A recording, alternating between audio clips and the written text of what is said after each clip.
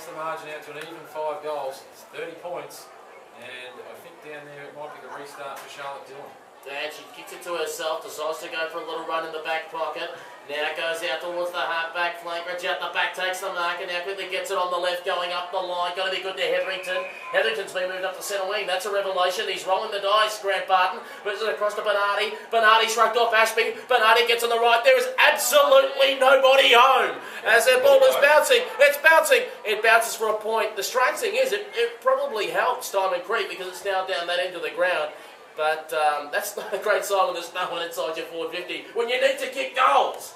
The kick, long and high. Bibb uses her body work, couldn't get on the footy though. Gets another chance, bends around the corner. They could be in here. North Geelong, they've got a couple. Good pressure coming from Seaford. And with their hands out, they can kick it wide along the wing. They've got a couple of runners. Which way will the footy bounce? Oh, a little bit of soccer work in there to hold it in front by Williams. They get another chance all too long, although the mark's been spilled, so the kick has to come in hurriedly. The pressure, deep forward, the umpire's found a free kick. It'll be downfield for a whole one. It'll be downfield. Peter Holden and Dan Hill here from VWFL Radio.com. Just wanted to give everyone a special thank you for their support throughout season 2014. Particularly, first of all, co-commentator Dan Hill. Yeah, thanks, mate. It's been a terrific year. It's been great to be part of it. The footy's lived up to the hype, and the women's game has come a very, very long way in even just the space of one short season, with AFL Vic doing a terrific job taking over. And gee, the grand finals haven't disappointed, and I can't wait for 2015. I'm sure it's going to be bigger and better than ever. Going to put a short little clip on the end just to show all the equipment that we've got and how we put it together each and every week. It's put into virtually a suitcase, and we lug it on a train everywhere where we go, from ground to ground, anywhere from literally from Montmorency to Cranbourne. Well, it's all about manoeuvrability, Pete. It's a bit like being a footballer. You've got to be able to adapt, and we've done that throughout the season. We've got through the sleet and the rain, and isn't it great that it's September and the sun's been out for the finals, and we've enjoyed calling all the games throughout all the divisions. And to yourself, Pete, done a terrific job. You've bankrolled the whole operation, and been a big dig into the pocket, but women's footy is better for it. So thank you for your contributions this year. Just to give everyone an idea of how much it costs to put to air, in a way, I guess it probably doesn't cost too much. Essentially, when you buy the equipment, which I'll have at the end of this tape, which you can see all the mixers and all the cables that go with it, that probably costs around about $400 to put together. And the headsets on loan, thank you very much to Radio 3 WBC in Box Hill. They normally cost around about like the $100 mark each. And of course, laptop, which we bring our own, but if you had your own, it costs obviously a few $100s. The biggest part that obviously costs us throughout the year is the streaming as well. It costs about $50 a week to $50 a month, pardon me, to stream. Plus also as well, the broadband costs about $80 for every 2 months. And at the same time as well, we chip in for the Player of the Day Awards. We think it's something nice to do for the players. And Where you mean you? Well, thank you.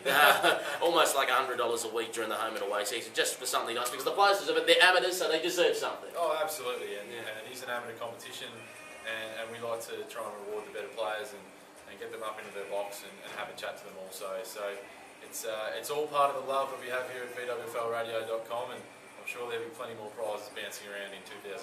And that's what we've got flashing up now, which you should be able to see, a graphic at the bottom with our email address as well. If you're interested in wanting to sponsor VWFL Radio throughout the year, we'll put you in contact with the right people at AFL Victoria. We'll get the whole things. We'll say, this is who you've got to speak to. We'll give you all the details. And hopefully, whether you're just a sponsor that sponsors a club and you just only want to sponsor whenever, say, for example, you sponsor Diamond Creek and you only just want to sponsor when Diamond Creek's on the radio, or, of course, if you're a big organisation like Cottons has been this year, which is fantastic. Cottons. They've done a fantastic job, Pete. It's been terrific to have them on board. Yeah, they sponsor the VWFL Final Series. We'll put you in contact with the right people. Just email that email address, and you've got months to talk to the people you've got to talk to, and hopefully can have you on board, and hopefully pour more money into women's football, but hopefully also be nice to meet our costs as well. But, we'll see what happens next year.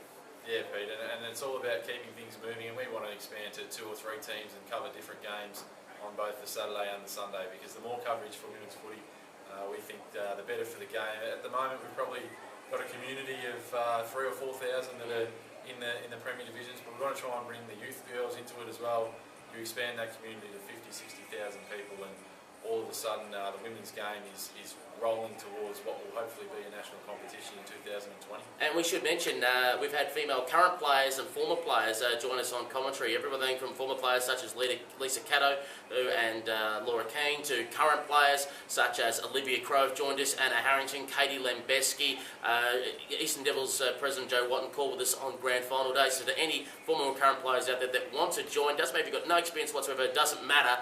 If you want to give us a go, just hit that email below, and we'd certainly happy to have you on board, because the more the merrier, and gives us two blokes a break every now and again. Absolutely, we can sit back and produce and hopefully point people in the right direction and give them some experience too, because there's nothing better than when one of your mates or one of your friends jumps into the box and you can, maybe when they make a mistake, you can just sort of rib them after the game. And there's nothing better than getting involved and being up here in the box in some of the premier positions at these local grounds. When it rains and it's a bit wet, sometimes it can be a bit overwhelming, but that's all part of the fun.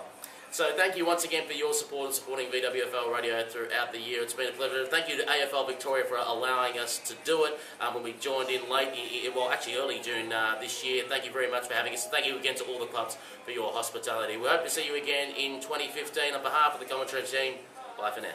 So having a look at the equipment setup that we use here on Grand Final Day and throughout the matches throughout the year, this will give you a bit of an idea. As you can see, obviously there's a whole heap of cables in the way, but essentially everything gets put through this little laptop here. We use a program called Jazzler Show, which you can fire off the advertisements for or line them up, and I'll just move things out of the way there so you can see that. That has all our community service announcements, or we do end up getting sponsors. We have them there, interviews as well.